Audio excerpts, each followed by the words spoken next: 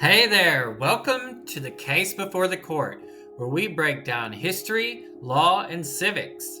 Today, we're taking a deep dive into one of the most powerful and sometimes mysterious institutions, the Supreme Court. The Supreme Court was born from just a few lines in the Constitution.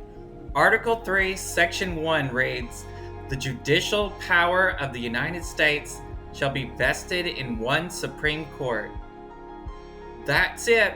No number of justices, no mention of judicial review, just a vague outline that Congress could build upon. And in 1789, Congress did just that, creating a court with 6 justices through the Judiciary Act. Back then, the Supreme Court wasn't exactly glamorous. The justices rode circuit, traveling by horseback to hear cases around the country. Not exactly the black-robed mystique we think of today. The first Chief Justice was John Jay, but the court didn't really gain power until John Marshall took over in 1801. Marshall served 34 years and basically invented the court's influence. His decision in Marbury versus Madison in 1803 established judicial review, meaning the court could strike down laws that violated the Constitution. That was a huge turning point. Without Marshall, the Supreme Court might have stayed a sleepy backwater.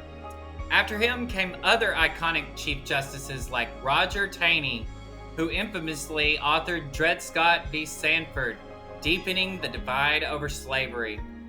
Earl Warren, whose court desegregated schools, and Brown v. Board of Education and expanded civil rights, and William Rehnquist, who led a conservative shift and limited federal power.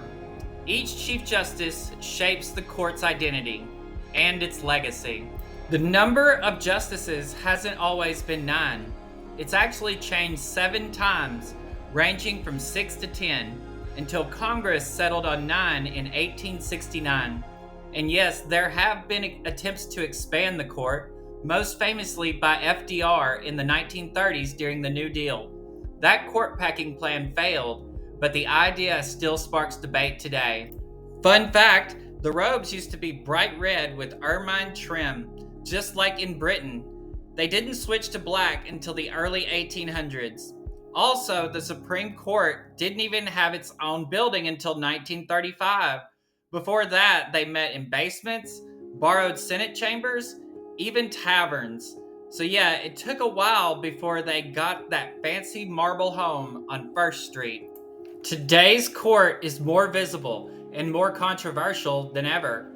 With lifetime appointments, justices can shape American life for decades, and in recent years, decisions on voting rights, abortion, affirmative action, and executive power have made headlines and divided the country. As of this recording, the court includes 6 conservative-leaning justices: Brett Kavanaugh, Neil Gorsuch, Amy Coney Barrett, Samuel Alito, Clarence Thomas, and Chief Justice John Roberts, and 3 liberal-leaning justices: Elena Kagan, Sonia Sotomayor, and the newest member of the court, Ketanji Brown Jackson. And with the Senate confirming justices more quickly and more politically, the stakes have never felt higher. So why does this matter? Because the Supreme Court isn't just about lawyers in robes. It interprets the Constitution.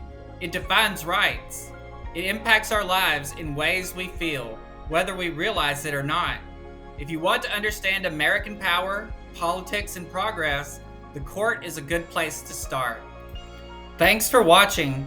If you learned something today, or if you just like thinking about systems of power, hit subscribe, tap the bell, and stick around.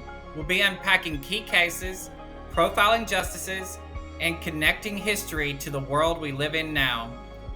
This is the Case Before the Court, where civics gets real.